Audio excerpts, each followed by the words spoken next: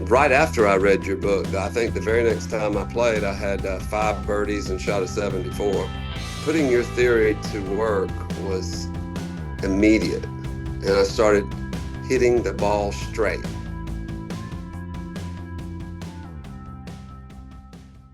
You have been someone who's been very interested in the golf swing, read lots of books, been to a lot of camps, um, and obviously, watched all the videos. And you're one of those guys, kind of like myself and a lot of people out there, who's very into studying different methods of the golf swing. And you mentioned that my book was very helpful for you, so I would like to get into that experience a little bit more.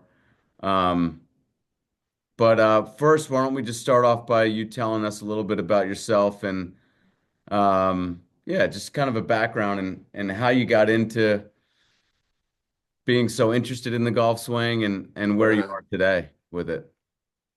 I don't think I came at it like any of your other people in your circle. I grew up near a golf course and within a few hundred yards. My dad played average golf and he'd make me caddy, so I didn't like that.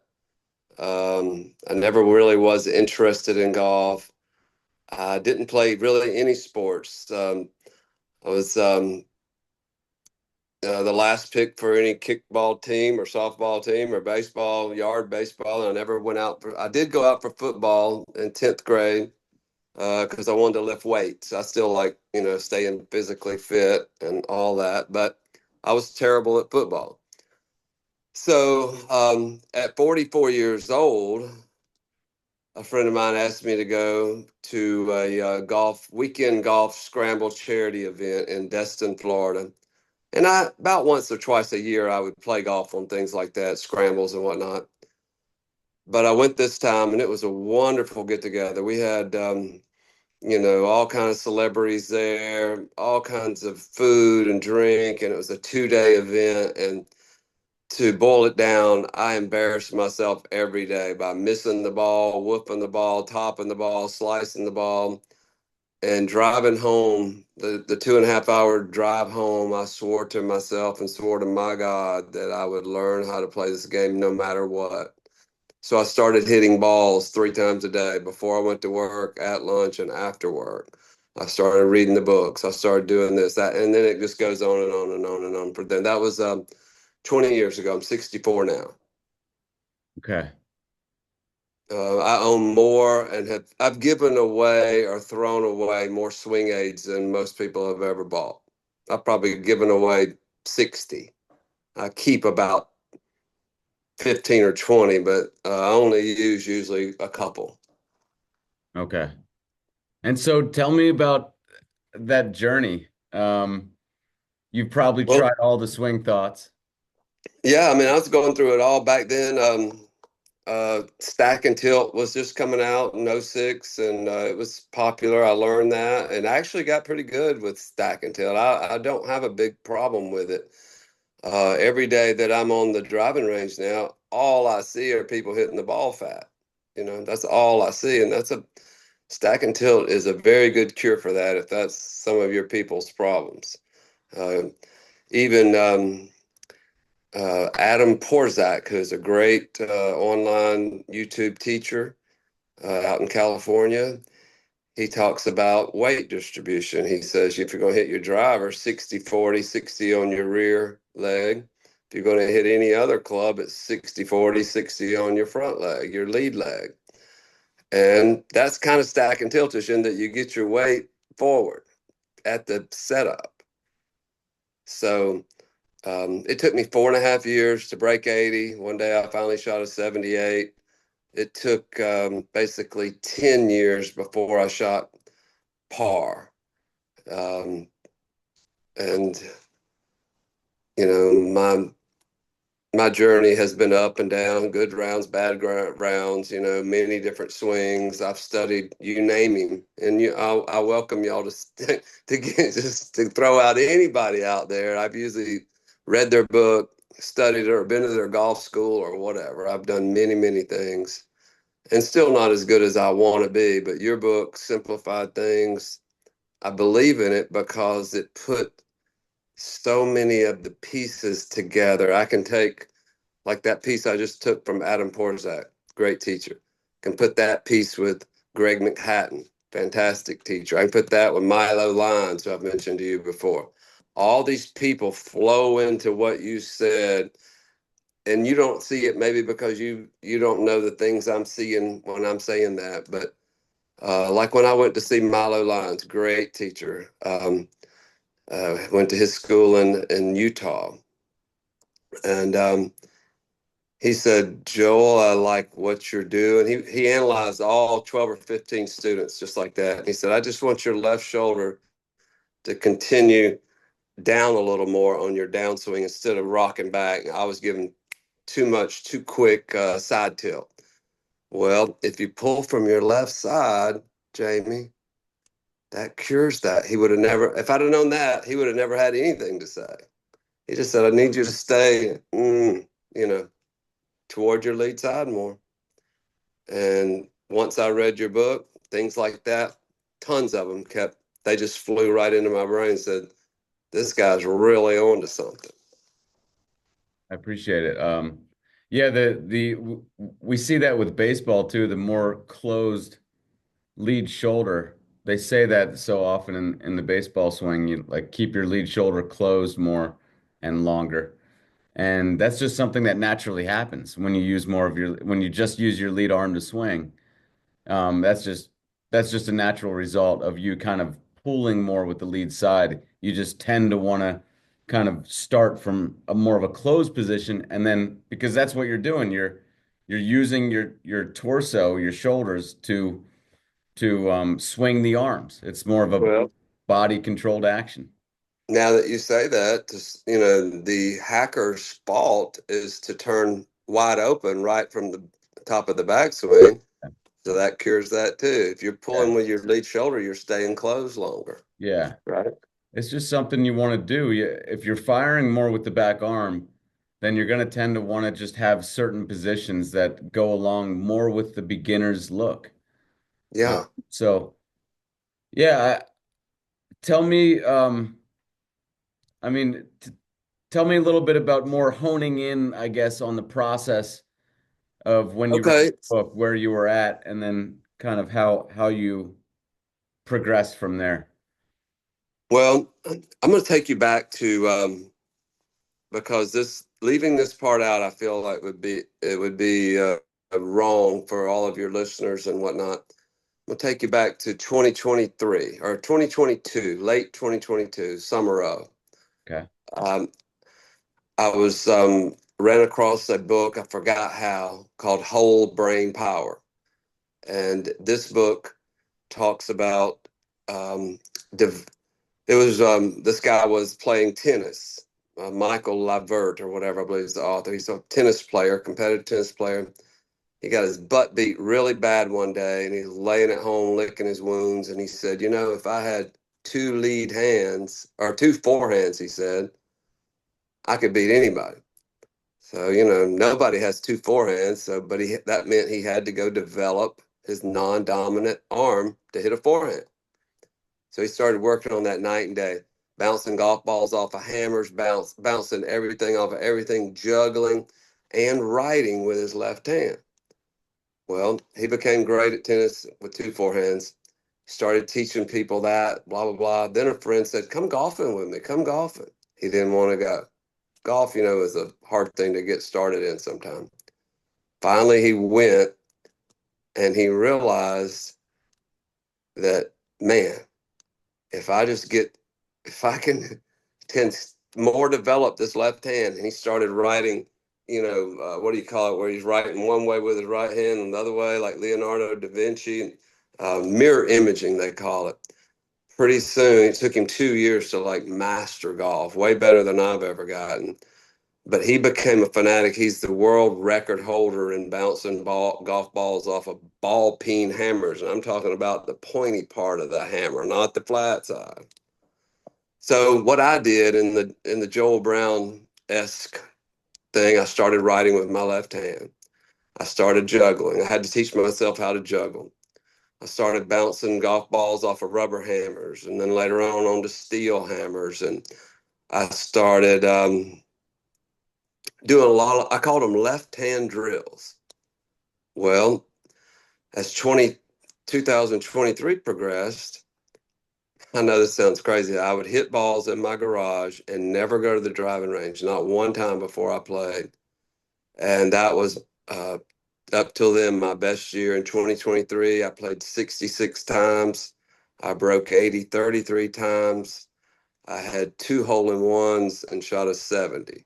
All that's, and my handicap was down to a 5.5. So that's part of these things that I said whenever I read your book, I filtered all that in there. I already knew how to write with my left hand. I already knew. I think I sent you a video of me with two clubs in my left hand hitting balls and two clubs in my right. So I'd already used all this left hand stuff, but I had, and this is the problem with golf.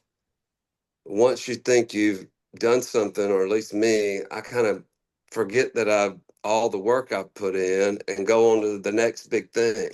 But right when I was still hitting good shots and all, and I read your book, I thought, I'm going to go back to doing all my left hand drills again, the juggling, the hammers, the writing. I still write like this right here is for you. That's left hand, non dominant, you know. This is a song. I'm kind of work a golf song. That's left hand, non dominant. Um, and now I write much better with my left hand. So that's been basically 2.5 or 3 years. Um, so putting your theory to work was immediate, and I started hitting the ball straight. Like if I had 180 yards to the green, I didn't have to worry about hooking it anymore. That was my problem. Just like you mentioned Tiger Woods in your book, like he had fought a hook or a spray. I always had to fight this right arm wanting to, Yeah. and hook it. So and since I've right after I read your book, I think the very next time I played, I had 5 birdies and shot a 74. And just so your audience knows, I'm probably old enough to play what we call the TLTs or right before the women's, but I play almost the longest. I play in a 60 over 6,500 yards flat. We're at the most southern part of Alabama. Our air is thick as most people's water. Our ground is soft. You get no roll, and it's flat. You don't get any downhill. Now the other day it was windy. I showed you I hit a great drive and it caught wind and caught downhill, but that's only on one hole on our golf course. But anyway, I'm very happy with. I wish we lived closer and we could work on it together. But I'm having good results, and I only read your book probably the first time 2 months ago, something like that. What did you start doing immediately after reading it? That I was just the difference. I I just mean, started I just started going back down and hitting golf balls one-handed. That's the very first thing, Jamie. Yeah, yeah. I already was writing left-handed, so I already had a lot of left-hand skills. Um, but I went back and I realized I could hardly hit a golf ball with just one hand left-handed.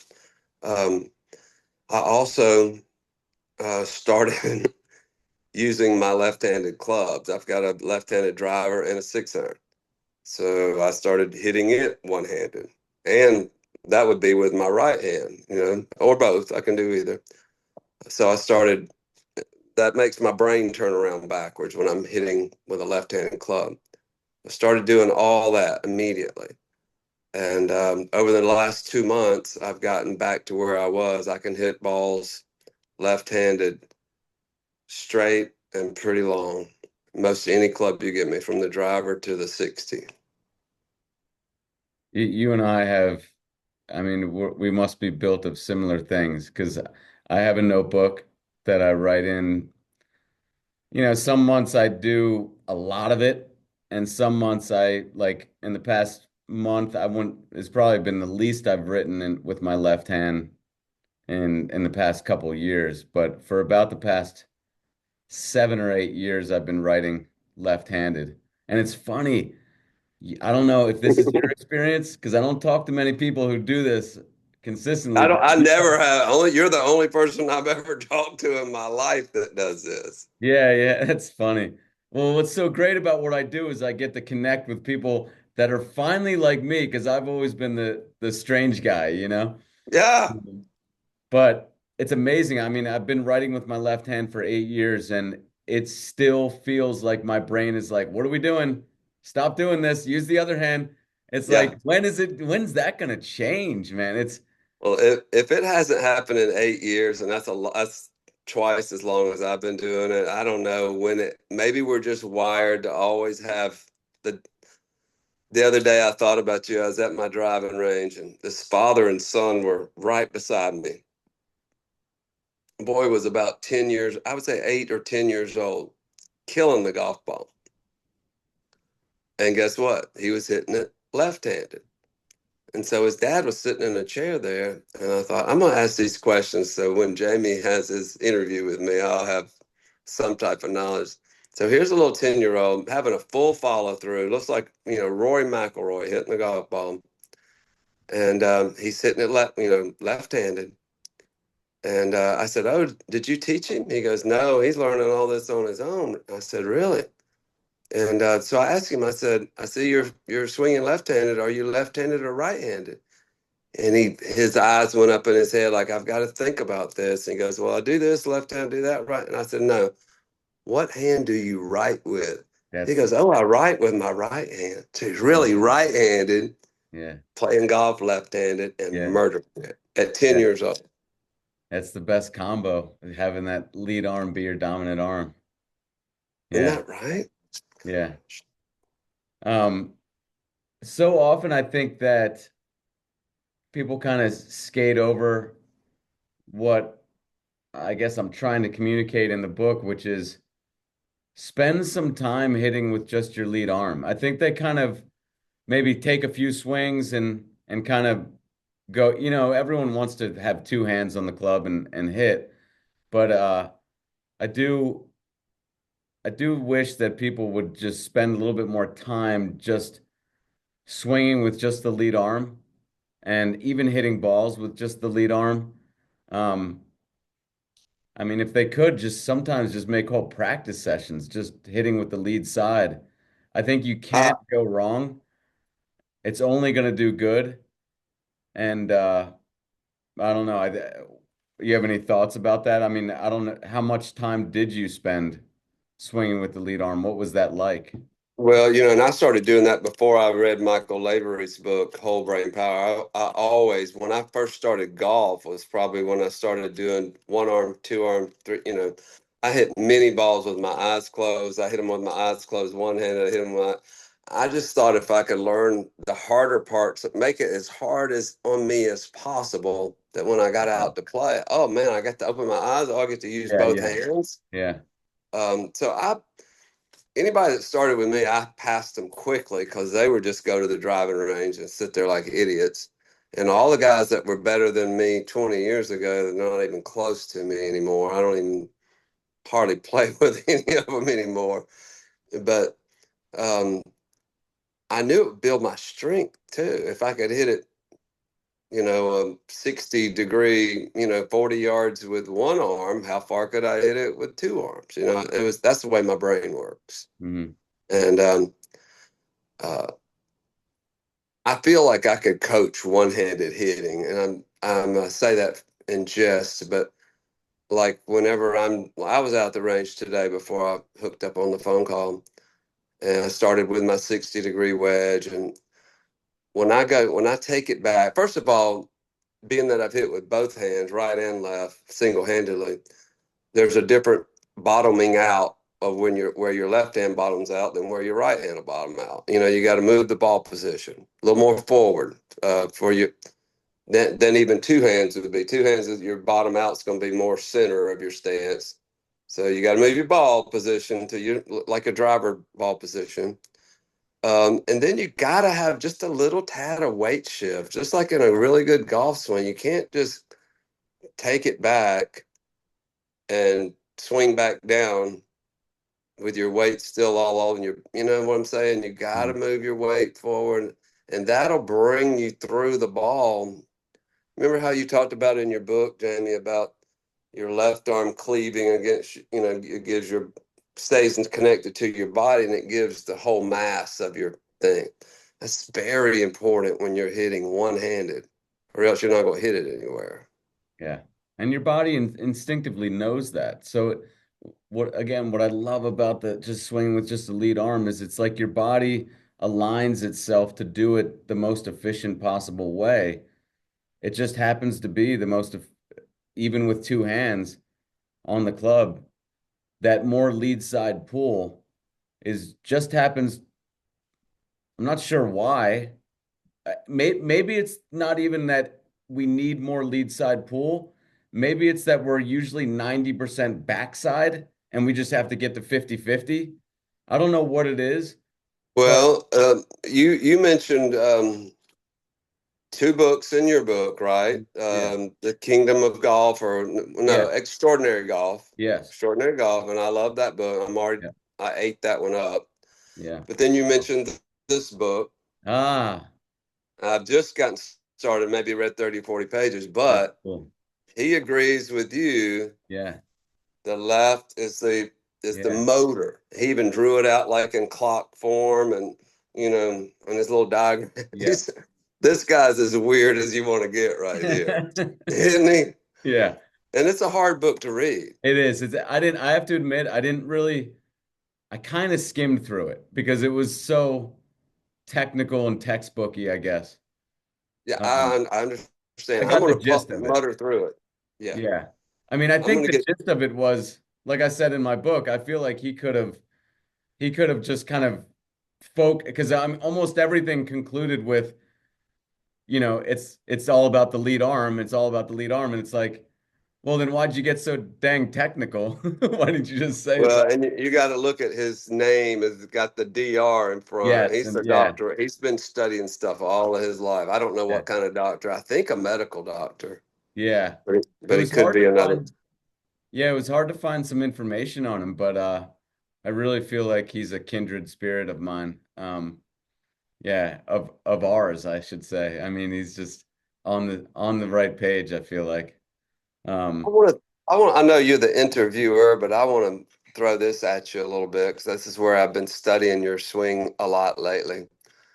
Um, the second time I read your book in my prep, I didn't see it the first time, but it said let the body square up the club face. So let me ask you a few questions in regard to that. Um, I feel like I am allowing the body to square up the club face, especially on a driver, because the other clubs it doesn't seem a whole lot hard to do. But you know how like when Rory McIlroy, I'm gonna try to do this where you can kind of see it. I'll back up a little bit. When he's coming down with the driver, his head kind of does like this. uh-huh, It goes back, down, and then around, like he's uh-huh. looking toward the target. And so I started kind of doing doing that automatically. I'd just be following my left arm down, swinging one handed. And I thought, that's using my body to square the face. So do you agree, or is that your thoughts at all? Sure. I think that again, that's what pulling more with the lead side rather than pushing with the back arm allows you to do is it naturally almost forces you to square it up with the rotation of the Like left. Every good driver I know, their head goes, yeah, back, down, and then around. So, and that's kind of, if you think about it, that's moving your left shoulder um, back up this way to yeah, where you're not pushing the handle past the ball position. In other words, it's making your from your shoulder down to the ball just one straight line. So that's in effect squaring up your club face, right? yes, yep. It just becomes more rotational. I remember God, 20 years ago, when, in my early stages of trying to understand the golf and baseball swing, with the golf swing, I would often just try to shove my right shoulder down close to contact. Yeah, Um, I you did know, and too. and kind of Yes, force my back arm to be bent at contact. And these are all like things, that. Yeah. yeah, because I saw Hogan. I mean, Hogan was the main, like I saw him at contact, and I also was looking at, I mean, this was back, I was looking at Griffey pictures, in college, as I say in my book. I don't think I mention it in my golf book, but maybe I do. But my first like experience seeing that was Griffey in Sports Illustrated, and he had such a bent back arm, and all I did was say to myself, okay, how can I be that bent at contact with my back arm? And I improved my swing overnight just by doing that. I just figured out, okay, how would I be bent through contact? What would my swing feel like if I did that? And that improved it like that. But golf, it didn't. Golf is it's just less forgiving. That's all. That's the best way I can say it. And when I tried to just keep my arm bent at contact with golf, it it it maybe was a little better, but I was still fighting the same tendencies. It wasn't until I stopped thinking so much, and I was always thinking about the backside. Funny, Me huh? too. I mean, it's Me not too. fun. It's not a coincidence. That's my strong side. So I thought of Yeah. everything in terms of my backside. Yeah. I Um, know. and then in around 2018 is or around that time is when it finally occurred to me, because I had to switch to my non-dominant side and all that I get into in the book. It finally occurred to me that I was just thinking about the wrong side, you know? You know what we were trying to do, Jamie? We were trying to push the rope or push the cart or It, push the. that's a good way to say it. Now Yeah. here's what Greg McHatton said. Um, somebody was saying, Greg, you always say you want your right arm and right wrist bent at impact. He goes, I thought you should straighten that thing and straighten it all. He said, well, if you were pushing your car, would you want your right arm and right wrist bent or would you stick them out straight? If you're going to push something, you're going to push Yeah. it like that, Yeah. you know? Yeah. Um, so he was a big influence on me. I loved all of his stuff. So I thought, well, I'm going to get my right arm bent, just like you were, and right wrist like this, coming in Yeah. both bent. I call it bent back. And then one day I'm, shopping, come across The Secret by Greg Norman. Well, guess what that is? It's the thing you put on your forearm of your rear arm, and it goes around your trigger finger here. Excuse me. So it keeps your right wrist bent like that. And Greg Norman, who was the best golfer in the world for a while, he wanted you to come through impact with your right wrist and right arm bent. Well, so we got a theme going on here. Greg McHatton, the secret swing aid.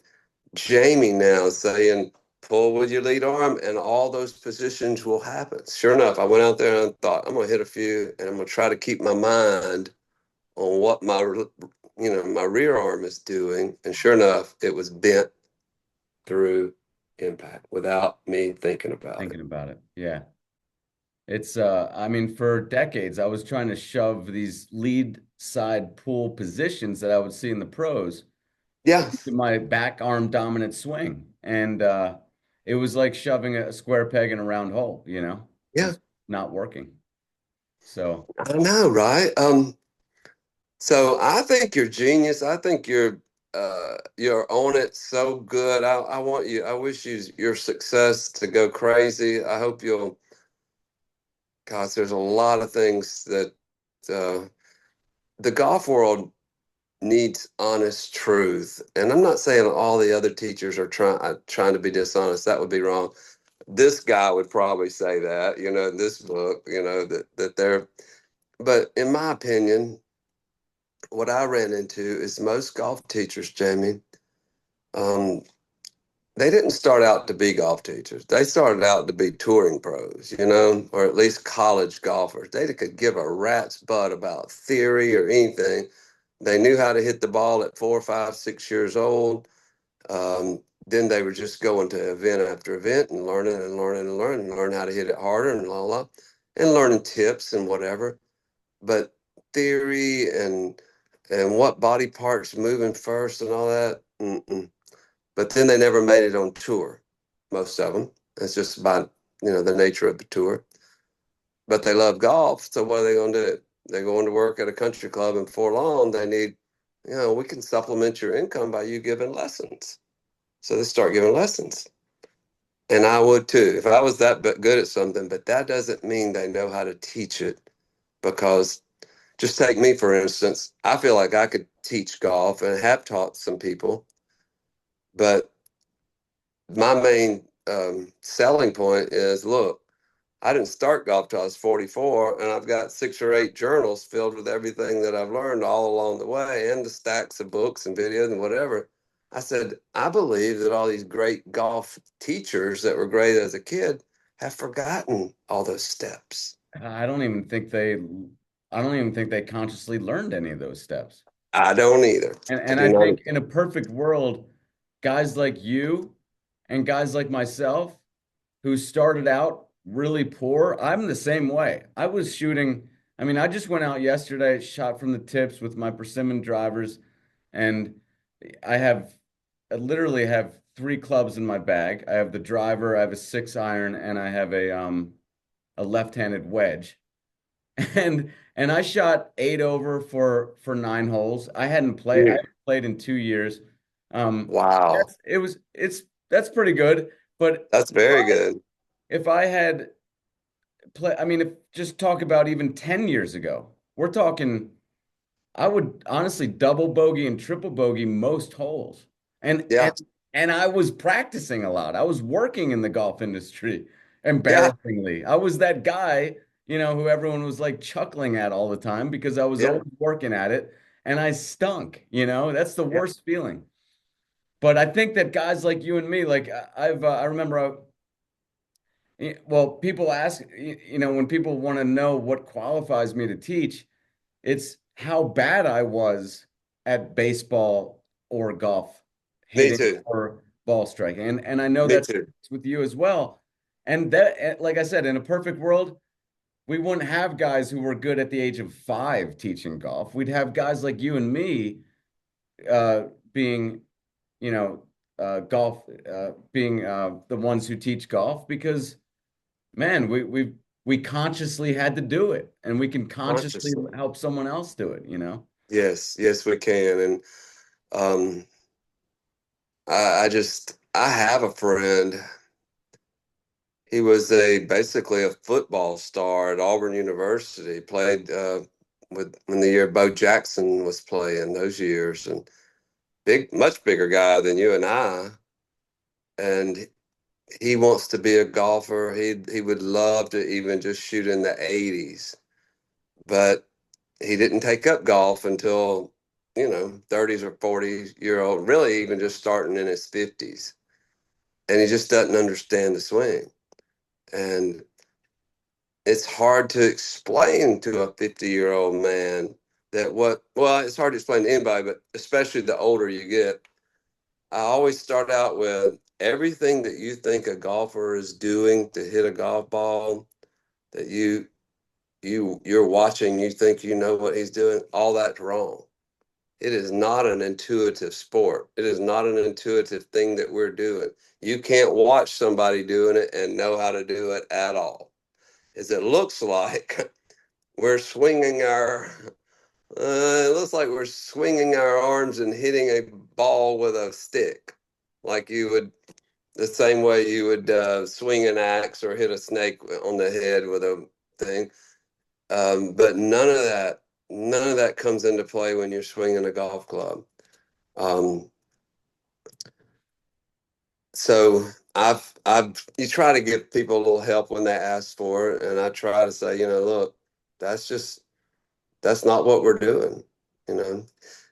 And I think, Jamie, if I could I'll summarize all that. So when he goes out to hit a golf ball, it's that fast because he thinks we're trying to move our arms fast and the club fast. And of course, that's too quick.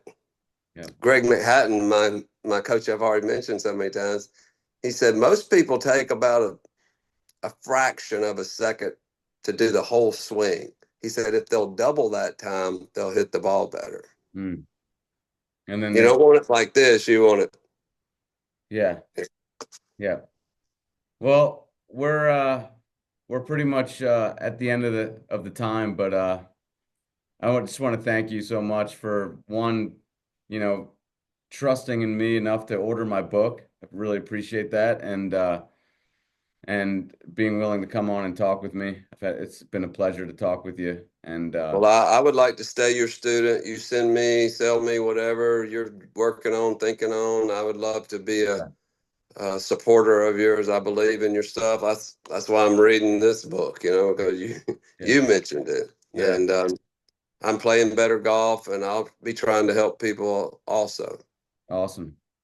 All right, Joel. Well, keep in touch, and I'm sure we'll be conversing soon. Thanks again for coming on.